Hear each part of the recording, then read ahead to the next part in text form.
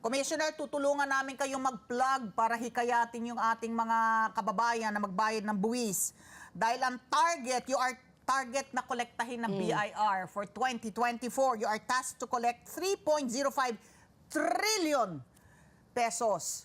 So, and the past years, you have missed the targets na, yun ba talagang sinasadya na taasan yung target collection ninyo, attorney, commissioner, para ma-challenge kayo na maabot, pero you've always missed the past 2 years at least, no?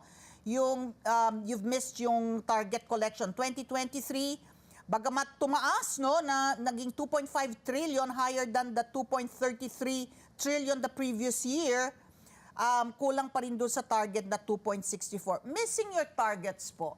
Talagang tinataasan yung target collection ninyo o talagang hirap lang po talagang makalap ang buwis dahil sa tax administration po natin?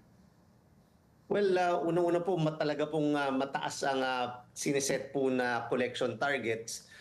Historically, makikita po natin na talagang hirap po ma-attain ang collection target for the, not just for the past 2 years. Mataas-taas po talaga. Pero marami po tayong ginagawang reforms para magawa po ito. Last year, maganda po ang naging performance ng BIR. Only that nagkaroon po tayo ng shift ng payment ng VAT. Kaya po talagang magne-negative po dahil from the previous year, noong 2022, monthly ang collection ng VAT. So buwan-buwan po pumapasok yung VAT collections at dahil po sa naging batas po, naging quarterly po ang pag-file po at pagbabayad ng VAT. Kaya naman po yung huling quarter ng 2023 ay noong 2022 ay dyan po pumasok sa susunod na taon. Kaya po talaga kukulangin yung 2023 na collection target po. Okay. So, Commissioner, having said that, no, sabi nyo nga na mataas talaga ang linalagay po na target para sa collection po ng BIR. Pero yung ease of doing, paying your taxes, which we discussed earlier also with Ali. Kasi sabi nga namin, gusto namin magbayad, pero it's so hard, like for us, no, na mga talents. Now, we have to get an accountant. College graduate naman kami. Oh, we have to get an accountant to do it. Parang hindi siya DIY, yung do it yourself na, you know, you just have a booklet and then you just fill in the blanks and then you submit it like in the US and then that's it. But here you have to hire an accountant to do it for you. Kasi nga it's so difficult, you know, so the percentages. Oo, may diba? Monthly, may quarterly, may annually, may VAT, may income tax, may withholding, di ba? Oh, may withholding tax. Oh, paano po yun? Ease of paying taxes. Oo. How? Well, alam po natin yung sistema po na yan. Kaya po marami po tayong ginagawa po dito sa BIR ngayon na para mas mapadali ang pagbabayad ng buwis. At ito pong Ease of Paying Taxes Act na kakapasa lamang po. At mag-i-issue na po kami ng revenue regulations patungkol po dito para mas ma-implement pa po ng maayos itong Ease of Paying Taxes. Dahil dama po natin ang paghihirap, yung hirap ng pagbabayad ng buwis. Lalo na napaka-komplikado po nito. Kaya po sinisikap po natin na mas gawing simple. Yung mga ibang pinapag-requirement po kasi ay wala po tayong magagawa dyan. Hindi po natin kontrolado po yun dahil hinihingi po minsan ng iba't ibang ahensya itong mga datos na ito. Kaya kinakailangan po na nandyan po sa mga income tax returns po natin at saka yung mga forms at saka yung mga filing requirements po. Kaya po kapag kami batas na i-allow po kami na bawas-bawasan ito ay magagawa po natin at yan nga po ang ease of paying taxes. Mababawasan especially for small and micro enterprises po. Mas magiging simple po ang mga requirements. Kaya hopefully marami po tayong ginagawang pagpapagaan ng pag-file at pagbabayad po ng buwis katulad ng mga automation po na ginagawa natin.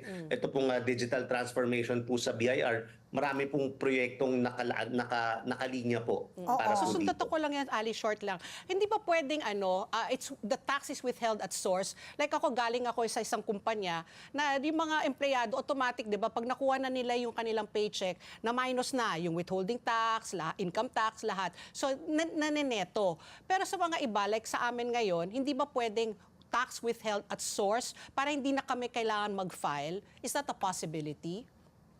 Well, pwede po yan, especially kung depende po sa pipiliin nyo po na parang mode of tax. Kasi meron po dyan yung minsan na 8% po, nandyan na po yan, isa pong rate lang yan, wala na po kayong dapat iba pang mga expenses na ilalagay po dyan. Kasi minsan po kaya naman po hindi pwede yung final na withholding tax katulad ng empleyado dahil kapag ka mga independent po kayo, pwede po kayong magpasa ng mga expenses po eh. Sayang naman kung hindi nyo madededuct yung mga expenses dito sa mga revenues na kinikita po ninyo. Kaya po hindi yun yung final, yun yung magkaiba po sa empleyado dahil pagka-empleyado po wala na pong expenses and straight na po na percentage na yung kinakaltas po ng employer po. Okay. Mamaya I'm going to get back to dyan sa mga resibo na sinasubmit. But can you just walk us through the most salient provisions of this law, itong RA 11976? So paano po natin padadaliin? Nabanggit nyo na, pwede na yung electronic filing, may mga forms ka lang na maaari mo i-download if you're, kung savvy ka enough to fill in the forms for the BIR, na confident ka na hindi ka magkakamali. Meron, you can file it electronically or manually sa district offices, sa bangko. But can you just walk us through the most salient provisions? Ano yung mga amendments, ano yung mga dinagdag, para lamang malaman po natin, ito na ang ginawa natin sa batas na to para maging madali para sa inyo ang magbayad ng buwis. Well, unang-una na po dyan, yung pinaka-immediate na epekto po nitong January, tinanggal na po dyan yung annual registration fee na 500 pesos. Kaya po simula po ngayong taon na to, nung simula ng January, hindi na po tayo naningil ng annual registration fee. Pangalawa po, minamandato po dyan sa batas, although meron na po niyan yung digital roadmap, digital transformation roadmap ng BIR po. So isasubmit po natin yan, although continuous naman po ang ating pagpapaganda po ng digital transformation dito po sa aming ahensya. Pangatlo po, nandyan po yung taxpayer classification po, which is I think very important, at least insofar as BIR is concerned, at eventually mararamdaman po ng taxpayer yan dahil ika-classify na po namin ang mga taxpayers according to yung laki po ng kumpanya.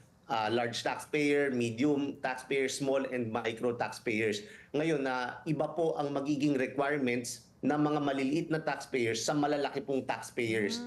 Yan po yung mas magiging simple po. Yung ibang forms, pagka large taxpayer po tayo, ay mas mahaba po yung forms dahil mas maraming detalye pong ilalagay po sa mga returns po. Pero dito sa mga small at micro ay mas simpleng returns lang po. Nire-revise na po natin ang mga forms na eventually po yun po ang gagamitin dito ng mga small and micro medium enterprises po.